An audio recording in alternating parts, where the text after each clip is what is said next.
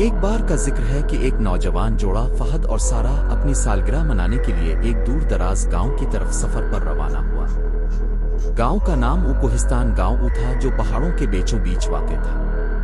یہ جگہ نہایت خوبصورت تھی، لیکن گاؤں والوں کا کہنا تھا کہ رات کے وقت اس گاؤں میں کوئی نہیں رہتا کیونکہ یہاں جنات کا بسیرا ہے۔ فہد اور سارہ نے گاؤں والوں کی باتوں کو نظر انداز کرتے ہوئے فیصلہ کیا کہ وہ وہیں رات گزاریں گے۔ انہیں ان باتوں پر یقین نہیں تھا اور وہ مہم جوئی کے شوقین تھے۔ جیسے ہی شام کا وقت ہوا، گاؤں کے تمام لوگ اپنے گھروں کو تالا لگا کر کہیں اور چلے گئے۔ گاؤں کی سڑکیں بالکل ویران ہو گئیں۔ فہد اور سارہ نے گاؤں کے کنارے پر ایک پرانا اور خالی مکان دیکھ کر وہاں رات گزارنے کا فیصلہ کیا۔ جب وہ مکان کے اندر داخل ہوئے تو ایک عجیب سی بساند اور سردی محسوس ہوئی۔ مکان کی حالت بوسیدہ تھی، دیواروں پر دراڑیں تھیں اور فرش پر گرد کی موٹی تہ تھی۔ فہد نے کہا، یہ تو ایک پرفیکٹ جگہ ہے، کوئی ہمیں ڈرانے نہیں آئے گا اور ہم آرام سے رات گزار سکتے ہیں۔ سارہ نے ہلکی مسکراہٹ کے ساتھ جواب دیا، ہاں لیکن یہ جگہ کچھ عجیب سی محسوس ہو رہی ہے، کیا تمہیں بھی ایسا لگ رہا ہے؟ فہد نے بات کو ہنسی میں اڑاتے ہوئے کہا، یہ سب تمہارا وہم ہے۔ چلو رات کا کھانا بناتے ہیں اور پھر سوتے ہیں۔ رات کا کھانا کھانے کے بعد وہ دونوں لیٹ گئے۔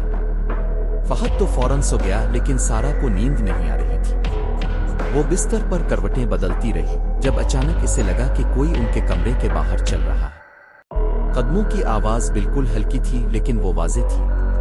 سارہ نے فوراً فہد کو جگایا اور کہا، فہد سنو، باہر کوئی ہے۔ فہد نے نیند میں جواب دیا، یہ تمہارا وہم ہے سارہ، یہ پرانا مکان ہے، اس کی لکڑی کی آوازیں ہیں۔ لیکن سارہ کا دل اب زور زور سے دھڑکنے لگا تھا۔ وہ دروازے کی طرف دیکھ رہی تھی جب اچانک دروازہ خود بخود ہلکے سے کھلنے لگا۔ باہر اندھیرا تھا اور کوئی نظر نہیں آ رہا تھا، لیکن قدموں کی آوازیں قریب آتی جا رہی تھی۔ فہد بھی اب ہوشیار ہو گیا تھا۔ اس نے ٹارچ اٹھائی اور دروازے کی طرف روشنی ڈالی، لیکن وہاں کوئی نہیں تھا۔ وہ دروازے کے قریب جا کر باہر جھانکنے لگا۔ جب وہ باہر نکلا تو کمرے کے اندر اچانک ٹھنڈی ہوا کا جھونکا آیا اور سارہ نے دیکھا کہ بستر کے قریب ایک سایہ سا حرکت کر رہا ہے۔ سایہ دار شکل ایک لمبے قد کا جن تھا جس کی آنکھیں چمک رہی تھیں۔ وہ بالکل خاموشی سے سارہ کے قریب آ رہا تھا۔ سارہ کا جسم خوف سے پتھر کی طرح سخت ہو گیا۔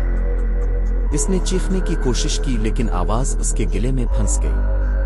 اچانک فہد اندر آیا اور سارہ کو جن کی طرف اشارہ کرتے دیکھا۔ وہ فوراً سمجھ گیا کہ کچھ غلط ہے۔ اس نے قرآن کی آیت الکرسی پڑھنی شروع کی اور جیسے ہی اس نے آیت پوری کی، جن پیچھے ہٹ گیا اور غائب ہو گیا۔ فہد اور سارہ نے جلدی سے اپنے سامان باندھا اور وہاں سے نکلنے کا فیصلہ کیا۔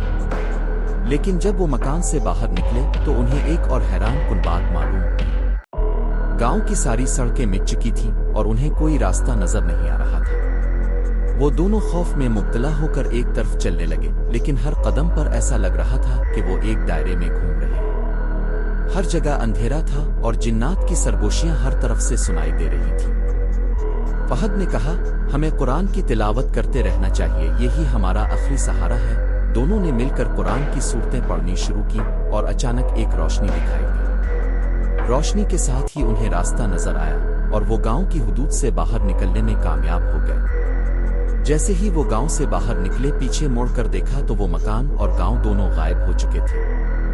اس کے بعد فہد اور سارہ نے قسم کھائی کہ وہ کبھی ایسی جگہ دوبارہ نہیں جائیں گے۔